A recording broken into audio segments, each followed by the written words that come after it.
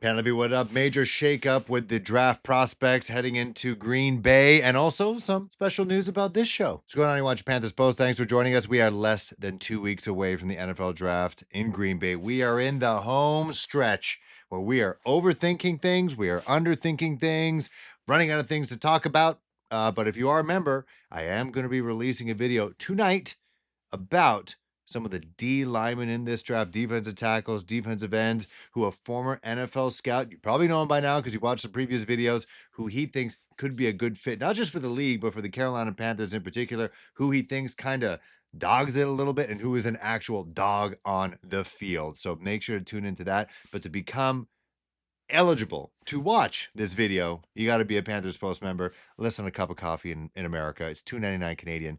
It's still less than a cup of coffee. Everything's more expensive right now. I got to talk about Isaiah Bond because he's in deep shit.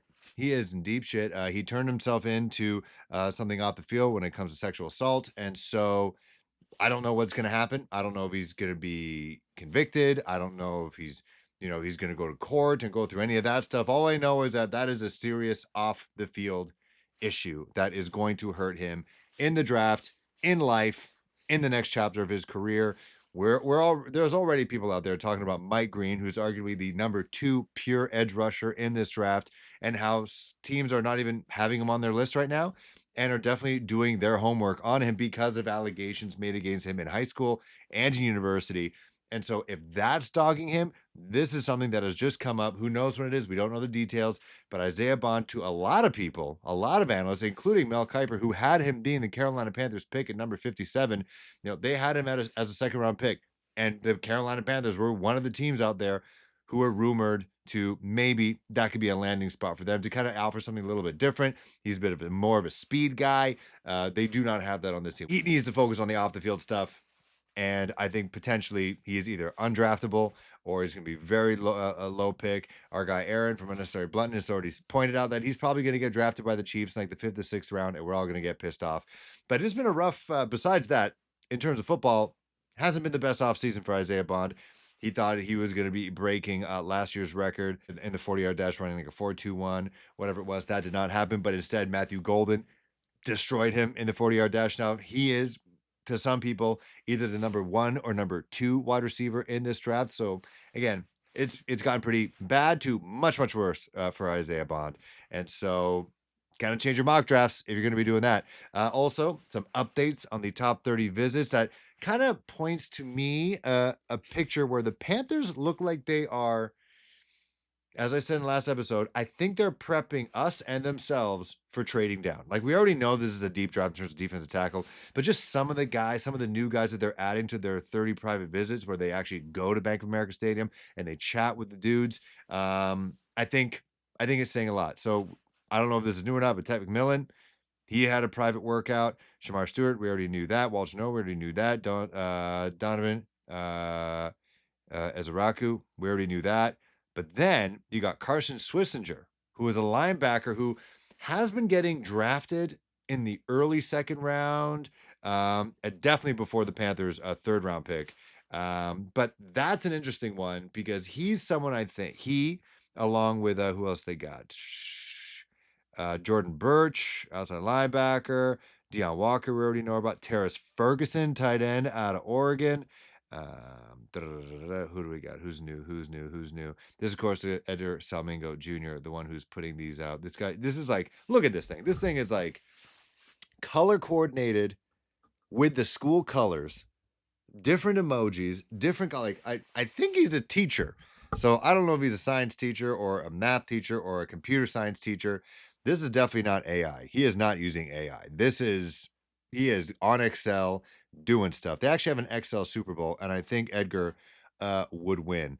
But like guys like Schlesinger, guys like Jordan Birch, another edge outside linebacker type, Kyle Kennard. Okay, he did not get one, but Deion Walker. A lot of these guys, and these are the new ones. They've already spoken to Walter Nolan. They already spoken to Donovan. They already spoken to Shamar Stewart. The Shamar Stewart one, and also Jalen Noel and Oladejo out of UCLA. All these guys strike me as dudes who they would pick up if they had another second round pick. And None of these guys are first round picks. You could say Shamar Stewart could probably be a first round pick. He is a prime candidate. I think if they were to trade down, and I'm going to tell you about a team who I think they're going to be trading down with. But it's the lack of meetings with Jalen Walker, who they have not met in top 30 visit. Micah Williams, they have not met. Nick Emenwari, they met on a pro day. Uh, yeah, they have not met. And so to me, they either, as I said before, they already know everything they need to know about Jalen Walker, everything they know about Micah Williams. I mean, they got Thomas Davis in the building. He'll tell them everything about these two Georgia Bulldogs. Everyone else, it seems like that these are prime candidates if the Panthers were to trade down and get a later first round pick. And if that was the case, let's say they trade down and they're in like the mid-teens or so. Shamar Stewart could be there. Walter Nolan could be there. Donovan Ezeraku could be there. Princey Umanamilan did not get a top 30 visit, but he would be there. And then when you have that 57th overall pick, you can get still a Jalen Royals. You can get a where is he? Where is he? You can get the Jalen Noels. You can get them with the 57th pick, but then with the one that's a little bit earlier, you can go for a guy like Carson Swessinger because the linebacker room is exceptionally not awesome. Nothing to write home about. You can get yourself a Brady Swinson. You can get yourself Oladejo, Jordan Birch. You can get yourself a Terrace Ferguson. That's probably like more of like a third round pick. But you can get like a Deion Walker. You can get guys like that. And so it seems like they're just trying to get to know all those non first round pick guys because they might be having a couple more darts to throw at the board in the second round if they trade down. Now, let's talk about who they could be trading down with. All right, so we are literally hearing from the man himself, Shedeur Sanders, maybe one of the more polarizing quarterbacks in this draft, most polarizing players in this draft, not just because of who his dad is, but just because he's a quarterback. He is Deion Sanders' son. He's good, not great, but this is a QB draft that besides Cam Ward, no one really strikes you as a true blue shoe-in franchise quarterback. He was mocked as high as the Cleveland Browns number 2, New York Giants number 3. Now you're starting to read a little bit more because, again, people are bored. Less than 2 weeks to go in the NFL draft. We need something to talk about. We need to build up anticipation for a draft that doesn't have a lot of QBs in it. It looks like he's falling a good amount. And he was with Kay Adams, with Up and Adams, and he was talking about his meeting with the Pittsburgh Steelers, who have themselves a DK Metcalf, a Jordan Pickens, and no quarterback. They don't. Justin Fields out in Manhattan, and then we have Russell Wilson in New York. Actually, both guys in New York. Wow, I didn't even realize they could probably have dinner together. They have nobody, absolutely nobody, and there's footage of all that of Aaron Rodgers throwing DK Metcalf a ball, mind you, poorly, without any capital anticipation, which you would have gotten it with the Carolina Panthers. But he met with the Pittsburgh Steelers and Mike Tomlin, and he talked about how he kind of reminds him of his dad, Deion, and just the way he is and how they keep going to the playoffs, how they continue to be successful. He's a Super Bowl winning coach. And so now it's just kind of planting the seed that, hey, maybe he's not going to the AFC North with the Browns. Maybe he can get picked up by the Steelers at number 21. Or because Steelers are picking 21st, there's a couple teams in there who might want to jump the gun and maybe give Shedeur Sanders a shot. Whether it's the Dallas Cowboys, who Deion Sanders famously played for, won Super Bowls. The Seattle Seahawks, maybe. You never know. They signed Sam Darnold, but again, Shedeur Sanders, not exactly a shoo-in to be a franchise quarterback. Maybe it's best for him to take the Patrick Mahomes route and sit down for a year behind Sam Darnold and just learn. I don't know. So maybe the Pittsburgh Steelers would want to trade up with your Carolina Panthers to get ahead of those guys. Oh, yeah, mind you, the New Orleans Saints. That's also a sexy pick. I think this is the reason behind all this. So he met with the Steelers. He has either met with the Saints or it just makes sense for the Saints, who are maybe on the outs of Derek Carr by the end of this year. They need a future. The NFC South is slowly ticking upwards in terms of the quality of the quarterbacks. You got, obviously, Bryce Young, number 1, a massive Grand Canyon gap. And then you got Michael Penix, well, maybe Baker Mayfield, Michael Penix, and then Derek Carr, who could be on his way out. So to get ahead of the QB potentially needy Saints, the Pittsburgh Steelers might have to make a deal with Dan Morgan. He's a linebacker, tough nose group. Maybe they can make something work there.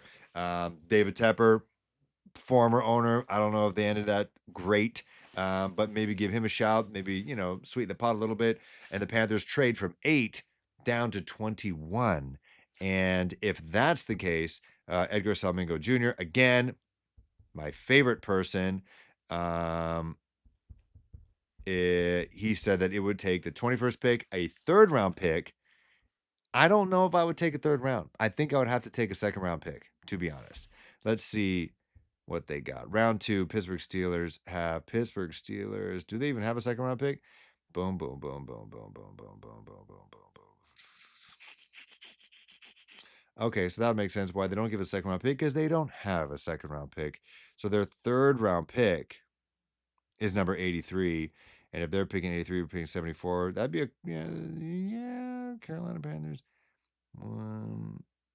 Yeah, that could be something. Personally, I wish they had a second round pick, because that's what I would take. I think there's a good amount of time. You can double dip at edge and get a wide receiver, if that was the case. Anyways, let's just see. Let's just look at an NFL mock draft and see who is around 21 that the Panthers could take and had a visit with. So let's just go with ESPN. Mel Kiper, the man invented the modern draft in terms of how it's covered. So with 8, he does have the Carolina Panthers picking Jalen Walker, which I think most people will be happy with.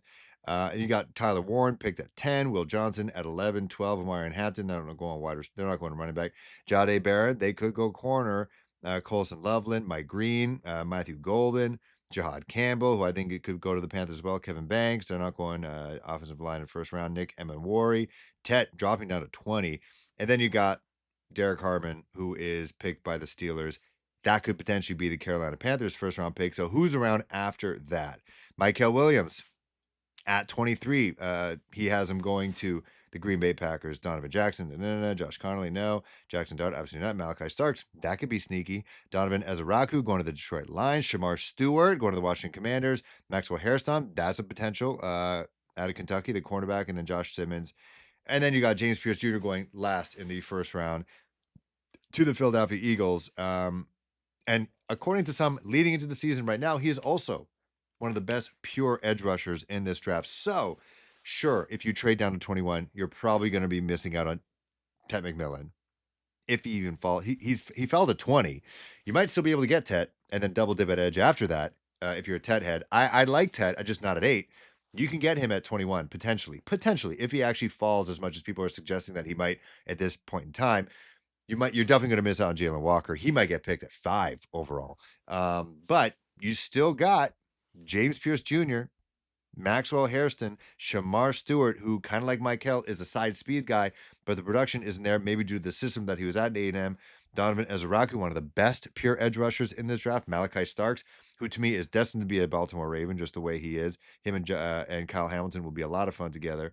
And then you got Michael Williams getting picked at 23rd overall, according to Mel Kiper, with the Green Bay Packers. So I think that would make some sense. You trade down, you get yourself another third round pick.